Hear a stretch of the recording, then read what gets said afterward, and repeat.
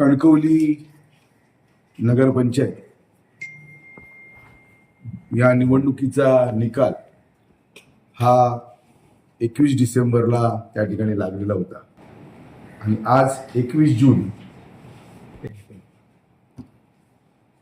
6 महिने आज आमच्या कारकिर्दीस नगरपंचायतीमध्ये सत्तांतर झालं आणि आज 6 महिने त्या ठिकाणी पूर्ण होत आहे.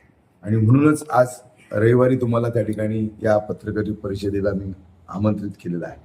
ज्यावेळी आम्ही या कणकवली नगरपंचायतीवर सत्ता मिळवली त्या दिवशी सुद्धा 21 डिसेंबर रविवार होता आणि आज 6 महिने पूर्ण करत असताना 21 जून हा रविवार आहे.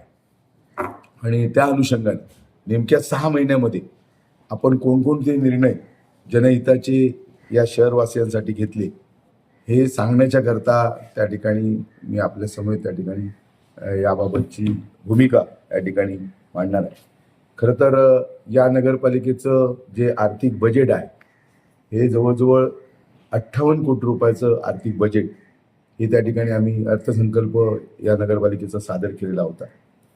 आणि जवळजवळ अनेक योजनेच्या अंतर्गत राज्य सरकार केंद्र सरकारच्या माध्यमातून आणि नगरपंचायतीच्या फंडाच्या माध्यमातून वेगवेगळ्या योजनेमध्ये विशेष वैशिष्ट्यपूर्ण योजना जवळजवळ 59.79 लक्ष एवढी निधी हा नगरपंचायतीकडे आहे. वैशिष्ट्यपूर्ण योजनेच्या अंतर्गत 2 कोटी रुपयाचा निधी हा नगरपंचायतीच्या जवळ आहे. महाराष्ट्र सुवर्ण जयंती नगरोत्थान अभियान जिल्हास्तर याच्यावर जवळजवळ 7,89,00,000 एवढी रक्कम त्या ठिकाणी जिल्हा स्तरावर या सुवर्ण जयंती नगरोत्थान कणकवली शहरासाठी आहे. त्याचबरोबर आमदार निधी हा 2.23 लक्ष इतका आमदार निधी आहे. लोकशाहीर अण्णाभाऊ साठे नागरी वस्ती सुधार योजना या 38.32 लक्ष अशा ही त्या ठिकाणी निधी आहे. 15वा वित्त आयोग जो बंधनकारक आहे त्याच्यामध्ये 4.80 अशा पद्धतीचं म्हणजे 4,80,00,000. त्याचबरोबर 15वा वित्त आयोग जो बंधनकारक आहे तो 82,82.60 लक्ष अशा पद्धतीचा आहे. आणि पर्यटन विकासासाठी मूलभूत सुविधांच्या करता अनुदान हे जवळजवळ 42.45 लक्ष एवढं त्या ठिकाणी आहे.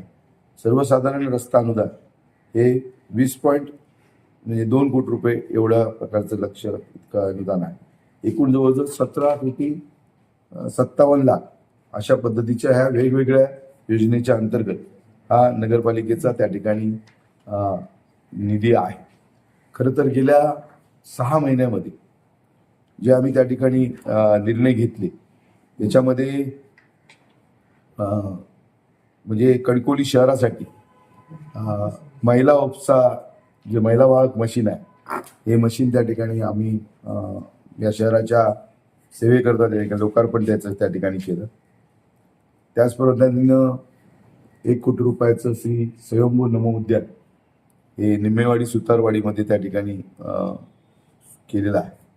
त्याचबरोबर पंतप्रधान आवास योजनेच्या अंतर्गत जवळजवळ या शहरामध्ये 40 घरं ही मंजूर त्या ठिकाणी झालेली आहेत आणि जवळजवळ 3 घरकुलं ही 90% त्याचं त्या ठिकाणी काम पूर्ण आहे. त्याच पद्धतीनं अनेक जी 14 कामं आता त्यांच्या वर्क ऑर्डर झालेल्या आहेत. लवकरच या सगळ्या विकास कामांची भूमिपूजन त्या ठिकाणी होतील. कणकवली शहरामधल्या विविध ठिकाणी आपण हायमास्टची उभारणी करतोय. बांदकरवाडी दत्त मंदिर जवळ, बांदकरवाडी स्मशानभूमी, निमेवाडी स्मशानभूमी, नागपईनगर गणपती स्थानक, कनकनगर ब्राह्मणदेव मंदिर अशा प्रकारचे हायमास्ट त्या ठिकाणी उभारणी आपण त्या ठिकाणी करतोय. त्याच पद्धतीनं या शहरामध्ये जो आपण मूलभूत सुविधांच्या बरोबर जो शाश्वत विकासाचे जे आपले प्रयत्न आहेत त्या प्रयत्नामध्ये कणकवली शहरामधलं जे महत्त्वाचं जे क्रीडांगण आहे या क्रीडांगणासाठी 4 कोटी रुपयाचा निधी हा त्या ठिकाणी संपादनासाठी त्या ठिकाणी नगरपालिकेकडे आहे आणि लवकरच त्याची मोजणी होईल. त्याबाबत जमीन ताब्यात घेण्याचं त्या ठिकाणी काम हाती घेण्यात येणार आहे. त्याचप्रमाणे आरक्षण क्रमांक 27-28 या विकास कामे सुधारित करणं जी कामं आहेत त्याची प्रक्रिया त्या ठिकाणी सुरू आहे. जलतरण तलाव जो आहे, जो आपला एक प्रकल्प आहे, तो त्या ठिकाणी आम्ही पूर्ण करणार आहोत.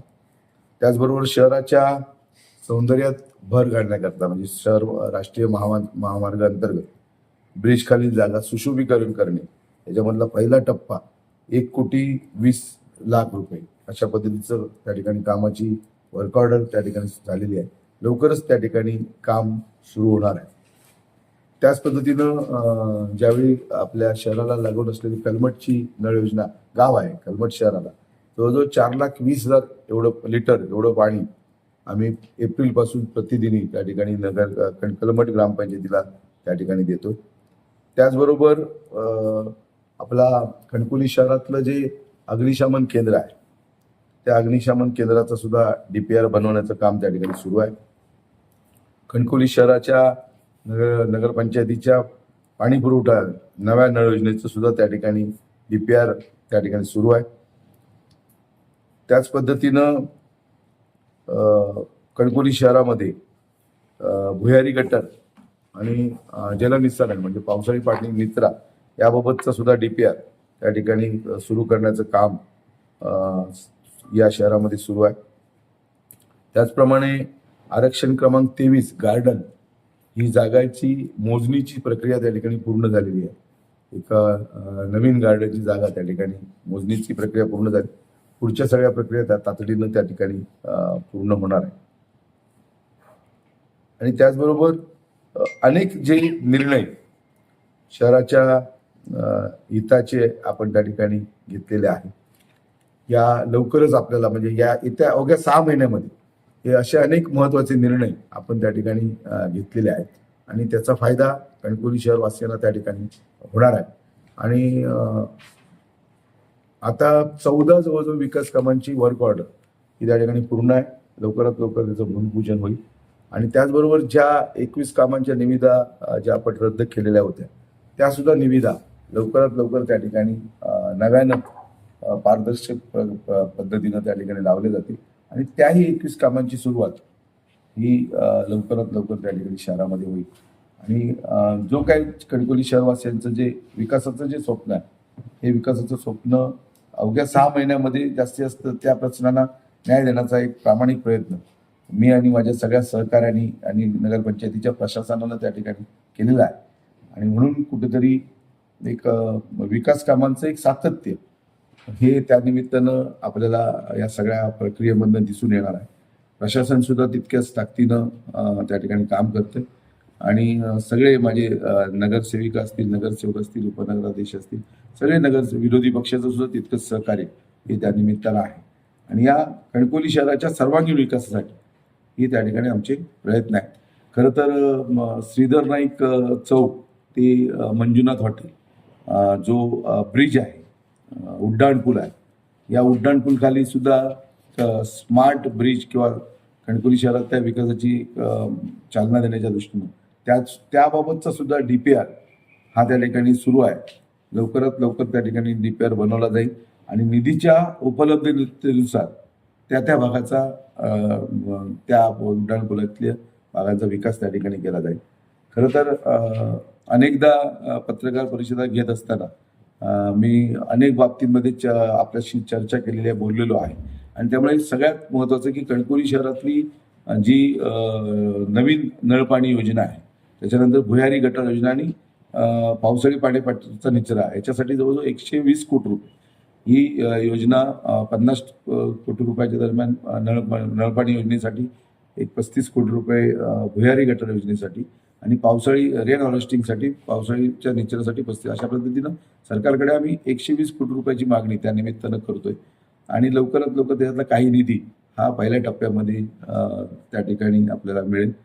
त्याचबरोबर शहरातले रस्ते जे आहेत ते RMC करणं म्हणजे कॉन्क्रिटीकरण करणं अशा पद्धतीचं नियोजन आहे. आणि जवळजवळ त्याबाबत सुद्धा 25 कोटी रुपयाचा निधी हा राज्य सरकारकडे त्या निमित्तानं आम्ही मागितलेला आहे. आणि त्याचबरोबर या शहराची जी एक सांस्कृतिक गरज आहे एक सुसज्ज नाट्यगृह या शहरामध्ये उभं व्हावं आणि म्हणून त्याच्यासाठी सुद्धा 5 कोटी रुपये संपादनासाठी आणि 20 कोटी रुपये त्या नाट्यगृहासाठी अशा पद्धतीने 25 कोटी रुपये त्याबाबत मागितलेले आहेत. आणि जे आपल्याला मी सातत्यानं सांगतोय की आंगणेवाडीसारखं एक भव्य प्रसाधनगृह हे शहरामध्ये त्या ठिकाणी उभं राहावं अशा प्रकारची 3 प्रसाधनगृह शहरामध्ये उभी करायची आहेत. पण पहिलं प्राथमिक एस टी स्टँडच्या समोर किंवा हॉटेल सह्याद्रीच्या समोर जवळजवळ 2.5 कोटी रुपये सुद्धा त्या प्रसाधनगृहाला त्या ठिकाणी मंजूर होणार आहेत. आणि जवळजवळ पहिल्या टप्प्यामध्ये जवळजवळ 102.50 म्हणजे 102,50,00,000 अशा पद्धतीची रक्कम ही त्या ठिकाणी राज्य शासनाकडे आम्ही मागितलेली आहे. लवकरात लवकर ती आम्हाला मिळेल आणि ही काही विकासाची जी कामं आहेत ही त्या ठिकाणी लवकरात लवकर त्या ठिकाणी पूर्ण होतील.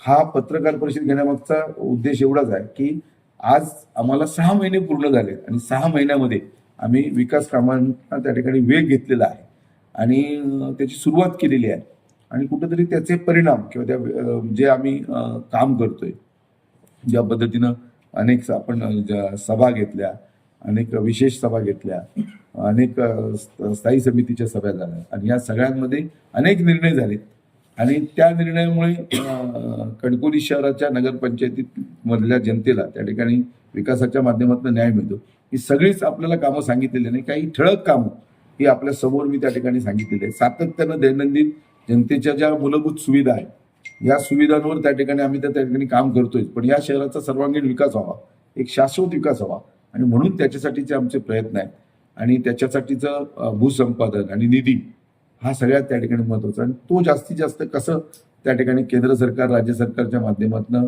आणता येईल हा प्रयत्न आमचा आहे. आणि सगळे सहकारी नगरसेवक असतील, नगरसेविका असतील, सर्व त्या ठिकाणी प्रशासन असेल नगरपालिकेचं हे सुद्धा या ठिकाणी चांगल्या पद्धतीनं काम करून कणकवली शहराच्या विकासाला न्याय देण्याचा प्रयत्न त्या ठिकाणी सुरू आहे.